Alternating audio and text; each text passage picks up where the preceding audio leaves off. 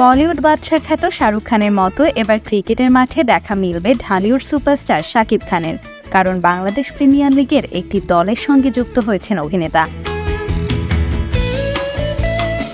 এ বছরের শুরু থেকেই শাকিব খান চলচ্চিত্রের বাইরেও নিজেকে ব্যস্ত রাখার চেষ্টা করছেন, আত্মপ্রকাশ করেন ব্যবসায়ী হিসেবে।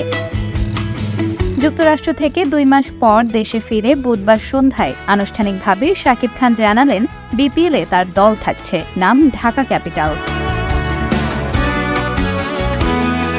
এদিকে গত 28 সেপ্টেম্বর শাকিব খানের ভেরিফাইড ফেসবুক পেজে বিপিএল নিয়ে একটি পোস্ট করা হয়। একটি স্থির চিত্র পোস্ট করে ক্যাপশনে লেখা হয়, বিপিএল 11তম আসরে ঢাকা টিমের জন্য আসছে এক বিশাল চমক, কিন্তু টিমের নাম কি হবে? আপনার পছন্দের সেরা নামের আইডিয়াটি কমেন্টে জানান আর জিতে নিন আকর্ষণীয় পুরস্কার।